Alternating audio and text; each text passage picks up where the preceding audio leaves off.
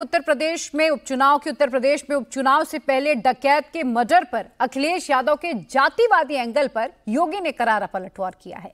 सुल्तानपुर में करोड़ों की डकैती के आरोपियों का एसटीएफ ने एनकाउंटर किया। अस्पताल में आरोपी मंगेश यादव की मौत हो गई। इस पर अखिलेश यादव ने योगी सरकार के खिलाफ नया फ्रंट खोलते हुए यह आरोप लगा दिया कि उत्तर प्रदेश में अब जाति देखकर एनकाउंटर हो रहे हैं। उन्होंने ट्वीट करते हुए यहां तक ये लिख दिया कि जाति विशेष के आरोपियों को सरेंडर करने का मौका दिया गया और यादव जाति के आरोपियों का जानबूझकर एनकाउंटर कर दिया गया।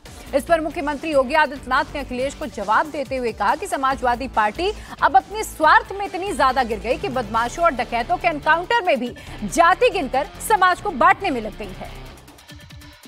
अपने राजनीतिक संकीर्णताओं में फंसे हुए कुछ लोगों के द्वारा जब जाति, मत और मजहब के आधार पर समाज को बांटने की कुत्सित चेष्टा की जा रही हो, उन स्थितियों में हमारे लिए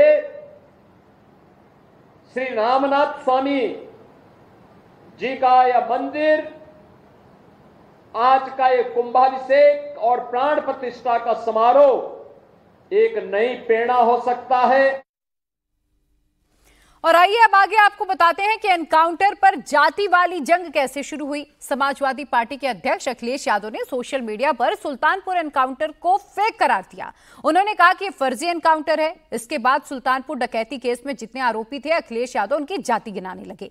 उन्होंने यहां तक आरोप लगा दिया कि मुख्य आरोपी से पुलिस ने जानबूझकर सरेंडर करवाया और बाकी आरोपियों के पैर में सिर्फ दिखावटी गोली मारी गई, जबकि एक आरोपी जिसका नाम मंगेश यादव है, उसकी जाति देखकर उसे गोली मार दी गई। उन्होंने यह भी लिखा कि लगता है कि सुल्तानपुर की डकैती में शामिल लोगों से सत्ता पक्ष का गहरा संपर्क था और इसीलिए नकली एनकाउंटर से पहले मुख्य आरोपी से संपर्क साधकर सरेंडर करा दिया गया और अन्य सपक्षीय लोगों के पैरों पर सिर्फ दिखावटी गोली मारी गई और जात देखकर जान ले ली गई।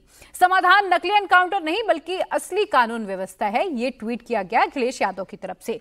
अब आपको बताते हैं कि अखिलेश किस लिए डकैत के एनकाउंटर में जाति का एंगल लेकर आए। सुल्तानपुर में भरतजीत सराफा के यहां 28 अगस्त को दिन दहाड़े 1.5 करोड़ की डकैती हो गई थी। तभी से उत्तर प्रदेश पुलिस और एसटीएफ इस मामले में 9 आरोपियों की तलाश कर रही थी। इनमें 3 बदमाशों सचिन सिंह, गोविंद सिंह और पीपलपुर के हीरापुर के रहने वाले त्रिभुवन उर्फ लाला को एनकाउंटर के बाद गिरफ्तार कर लिया गया। उनके पैर में गोली लगी, जबकि गिरोह के सरगना विपिन सिंह ने रायबरेली कोर्ट में गैंगस्टर के मामले में सरेंडर कर दिया, जबकि 1 लाख का इनामी मंगेश यादव फरार हो रहा था। बीती रात एसटीएफ को मुखबिर से सूचना मिली कि मंगेश यादव जौनपुर जाने की फिराक में है। पुलिस और एसटीएफ ने उसकी घेराबंदी की। मंगेश ने फायर कर दिया। पुलिस की जवाबी फायरिंग में मंगेश को गोली लग गई। उसे अस्पताल भी लेकर जाया गया, जहां उसने दम तोड़ दिया। एनकाउंटर के दौरान उसका एक साथी बदमाश फरार भी हो गया। बीजेपी के प्रदेश अध्यक्ष भूपेंद्र चौधरी ने अखिलेश यादव पर बड़ा हमला बोला। उन्होंने कहा कि अखिलेश यादव अपराधियों में जाति ढूंढकर अपना वोट बैंक देख रहे हैं। उन्होंने यह भी कहा कि अपराधियों में जाति ढूंढना समाजवादी पार्टी का इतिहास रहा है। भूपेंद्र जी, जिस तरीके से अखिलेश जी ने बड़ा सवाल उठाया है सुल्तानपुर एनकाउंटर को लेकर के, उन्होंने कहा कि जात विशेष को लोगों को टारगेट किया जा रहा है, उनको मारा जा रहा है और बीजेपी जो बड़े लोग हैं, मुख्य आरोपी हैं, उनसे संपर्क करके उनको सरेंडर करा दे रही है। समाजवादी पार्टी का इतिहास रहा है कि वो अपराध में और अपराधियों में भी जाति ढूंढने का काम करते हैं।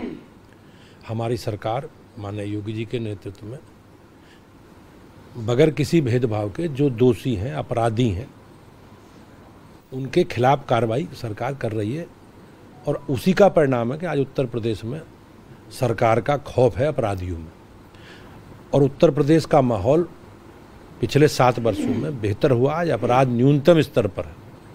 ये जातिवादी लोग हैं और इन्होंने हमेशा जाति की राजनीति करके इस प्रदेश की राजनीति को दूषित करने का काम किया है। मुझे ऐसा लगता है कि हमारी सरकार योगी जी के नेतृत्व में बगैर किसी भेदभाव के काम कर रही है